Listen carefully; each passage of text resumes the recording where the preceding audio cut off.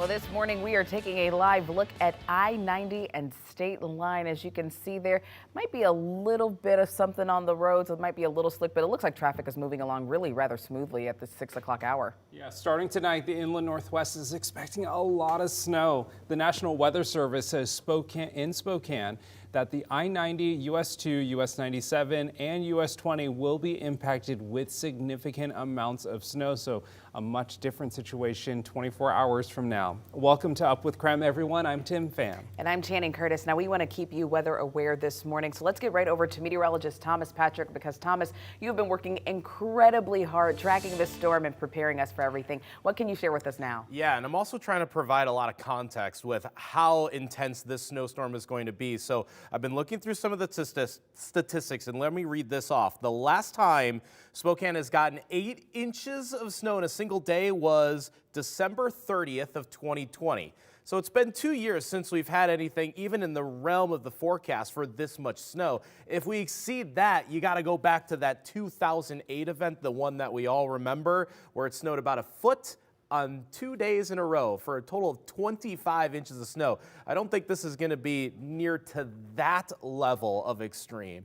But up to 16 inches of snow is likely for some areas towards our north. We are under winter storm watches as of now, but that will likely become winter storm warnings in a future update from the National Weather Service. So this map will be featured a lot of pink in terms of the legend there. What we're seeing in the North Pacific, that's the storm system, this low pressure region that's going to move towards Vancouver Isle. When that happens, that moisture conveyor belt that's starting to set up will provide us, well, the moisture for the snowfall that we're expecting to begin later on tonight. But a key ingredient is the cold temperatures. We're in the single digits temperature-wise right now in Spokane at 7 degrees. It's 3 degrees currently in Pullman. If not for temperatures this cold this morning, the upcoming event could have been a rain one, but instead it's going to be an all-snow event. And that's why those snowfall totals could be very impressive come tomorrow. But today we're still dealing with the leftovers of the snow from yesterday. So with that, we send things over to Nicole in the Storm Tracker. Nicole, how are the road conditions this morning? And have you seen any treatments ahead of tonight's snowfall?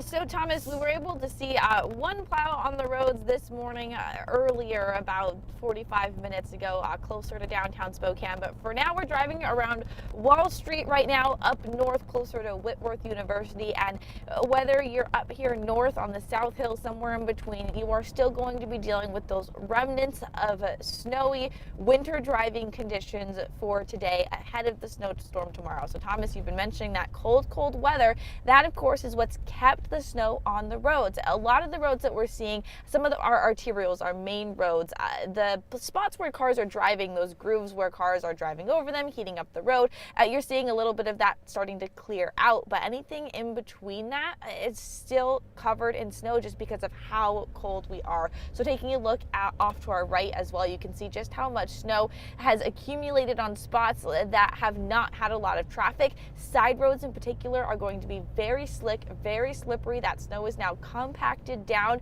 as we're making turns, as we're trying to stop and start. You're definitely feeling those slick, slippery conditions. Our photographer out here was just trying to get the car into four-wheel drive because you definitely need it today if you have that. Now, we were talking to the city because as we continue our winter driving today, we're also preparing for even worse winter driving tomorrow with this snowstorm. So here's what the city had to say about how they're preparing.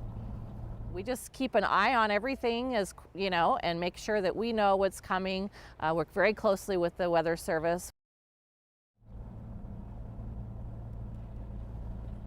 So this is the second year the city has spots across the entire city for plows to restock sand and de-icer to make the process more efficient. They say typically a full city plow takes them about 4 days previously, but now with a better technology and this new system, they'll be able to get the full city plow done in hopefully 3 days. Of course, on our end, parking on the odd side of the street can help crews out. And then this morning, the city is planning on getting a debrief from the Weather Service so that they can solidify plans for this upcoming storm tonight. tonight and into tomorrow. And remembering, of course, to take things slow on the roads today, especially tomorrow as we see more of that snow come around. And the city's also asking that homeowners make sure you are shoveling your sidewalks so that people walking can get around as well. In Spokane, Nicole Hernandez, KREM 2 News.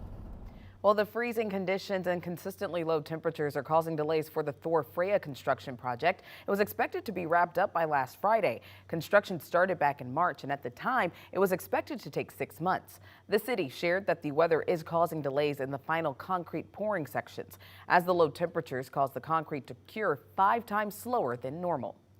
Now, as this winter weather impacts our area, you can check out Chief Meteorologist Jeremy Legou's long-range winter forecast. It covers how the rest of the season is shaping up as a third La Nina winter is upon us. You can find it right now on our website, KREM.com, the KREM 2 YouTube channel, and on KREM 2 Plus. We have new information on the murder of 4 University of Idaho students. So Moscow police are clarifying some rumors that have been spreading regarding the case. Police say that a person who died in February due to an overdose is not related to this case. Police also say that the rumor of a red Mustang being a part of the investigation is also not true, and that the car is not connected to this case. Law enforcement is asking for any information that might help them in the case. Their tip line number is there on your screen, 208-883-7180.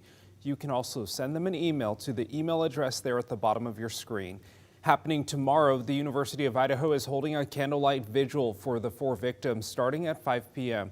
The vigil will be at the Kibbe Activity Center on campus. Vigils will also be held simultaneously in Boise, Idaho Falls, Coeur d'Alene, and McCall. There will be a virtual option for people who cannot make it in person. Last week, a memorial service was held for Ethan, and on Friday, there will be a memorial service for Madison. Memorials for Xana and Kaylee have not been announced.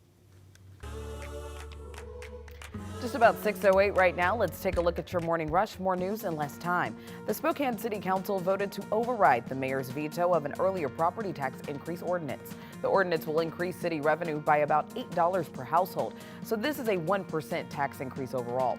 The ordinance originally passed in early November, but was vetoed by the mayor.